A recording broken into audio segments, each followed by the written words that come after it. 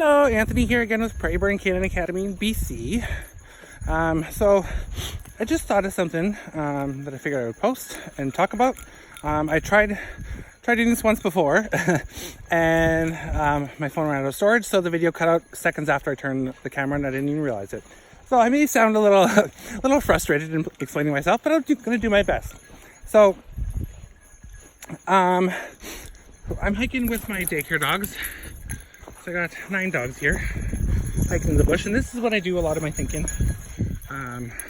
as I'm watching everyone, making sure everyone's having a good time. I kind of get in the zone with them and just enjoy nature, and that's what gets my brain kind of thinking because I'm in a calmer state. So I was thinking about nails. The reason are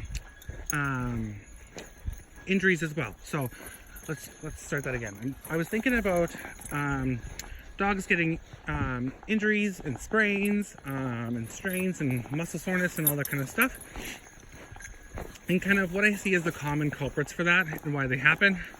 And the reason I was thinking about that is Mr. George is Portuguese water dog here. He sometimes gets a bit of a limp in his front left leg. So come on, let's go. Good job. There's a few reasons why those injuries, strains, sprains, all that kind of stuff happens. And the most common simple solutions I want to talk about. So biggest thing is, just like with us, if we're going to do some vigorous exercise, it's super important that we kind of warm up and stretch and don't go 100 miles an hour right away. So the way that looks typically for us, like let's say I used to do Taekwondo and I was a runner. So I had a lot of stress injuries just from repeated movements. But to mitigate that and not get new ones, what I would do is, I don't go full force right away. I show up to class a little bit early, or I prepare before my run to, kind of walk around a little bit, stretch out my joints, stretch out my hips and my knees, my shoulders, all that kind of stuff, my back, and walk around again, and then slowly start my movements. So if we're doing this for jogging, for instance, I would probably start with a little bit of a walk. Once I get out the door, maybe a stretch, and then start with a little bit of slow jog before I move into what my pace is going to be. And if I do decide that I want to push myself a little harder, what I would do is wait till I'm warmed up or towards the end of my run. That's when I'd maybe go a little bit faster or do a little sprint or something like that, right? So same thing with dogs. I don't let them go at the back door after, lounging around, and just book it, start doing the zoomies, because that's where real injuries happen. And then, of course, the dog's uncomfortable. The human's frustrated because the dog has a lot of energy and wants to burn. And you're having to kind of baby the dog and stop from moving because it's sore and you don't want that injury to get even worse. So that's the number one thing. Allow your dogs to warm up a little bit. And the other big thing, instead of you guys looking at me, I'll let you guys look at the dogs. It's more interesting. The other big thing that I noticed is nails. That's a huge one. And you can often help prolong the onset of arthritis or even stop it altogether. Come on. Thank you. A little too far, guys. Slow down, Zippy. There you go. Because nails are too long. So what happens is when nails are too long, dogs end up walking on their nails and their back pad. They tend to not walk so much, if at all, on the digits. So that's pretty unnatural. So the example I was thinking of, in human terms, I'm going to use my hand for this. So if the tips of my fingers are the dog's toes, or toenails, sorry, and the back of my, or the bottom of my hand, my palm, is their back pad. They're kind of walking like this if their nails are too long. So in human terms, they're not walking on the ball of their foot at all. They're not doing any rolling there. We would be walking on just our toes and the back of our heel. If you even try walking like that for a little bit, it's really uncomfortable. You get tired very fast. You get sore very fast and stiff, and my plantar fasciitis goes nuts when I try that. But every once in a while I do that as a little reminder to people. So you're not able to have a natural, comfortable stride then, right? So what ends up happening then, let's look at the dogs again. What ends up happening then is every joint is kind of a little bit out of whack. It's at an inappropriate angle. And so that's when everything's kind of stressed a little too much. Injuries happen. And yeah, because it's just repeat.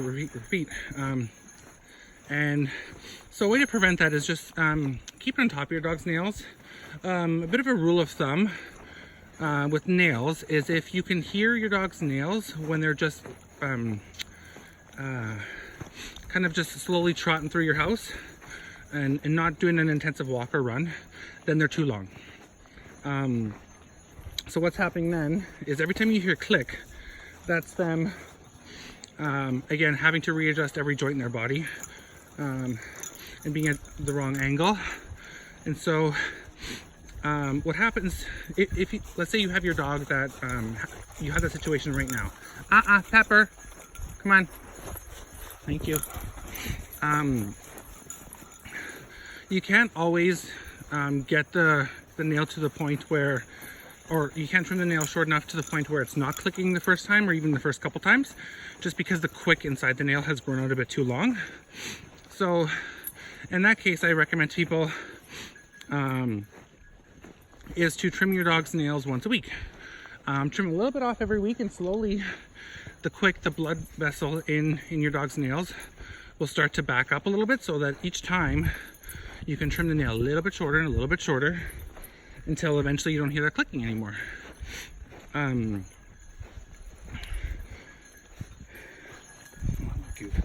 Sorry, getting a little scatterbrain. My brain works for thinking, not so much for speaking when I'm in the bush like this. It's a bit of a calm zone, but meditation place for me. So, where was I going at that?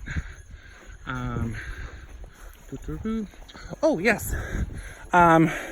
So let's say your dog does have, those super long nails, which is totally common. I am guilty of that sometimes too. Sometimes I get so busy with everybody else's dogs, training them and doing daycare and all that stuff, that I lose track of my dog's nails, and all of a sudden I hear that clicking again. I'm like, oh crap, I waited a little too long.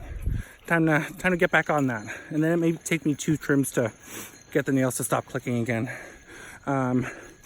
So what you can do at home for that is either do it once a week. You can do all the legs at once if your dog will allow that and give the patience, and they have the patience for it.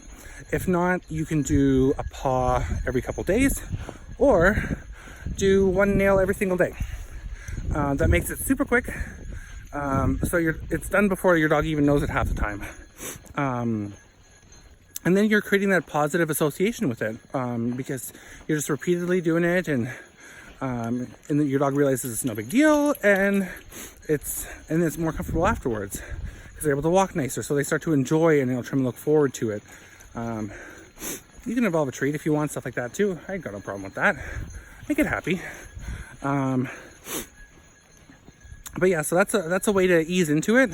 And by the time you finished the 8th or 10th or 12th nail, depending on if your dog has front and back dew claws or no dew claws or whatever, the first one you started with is dew again. So you're always kind of helping that quick move back and getting those shorter nails over time and letting your dog walk so much more comfortably.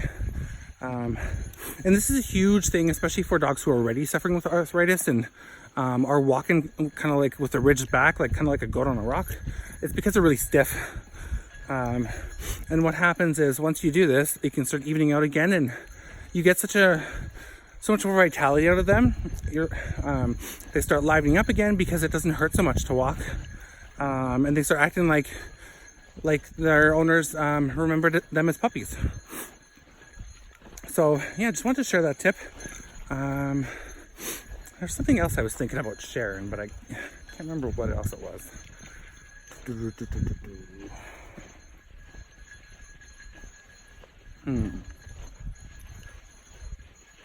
Yep, can't remember. If I think about it, I'll upload another video about it. But yeah, if you hear that clicking, start getting some nail trims going, and if your dog has some injuries, make sure to check the nails to see if that's maybe something that's contributing to that, or making it happen, or even if you can add, 5% less discomfort, that's worth it, right? And help prevent new stuff from happening. So yeah, any questions, let me know. If there's any other topics you want me to cover, I'd be more than happy to. Just leave a comment, let me know.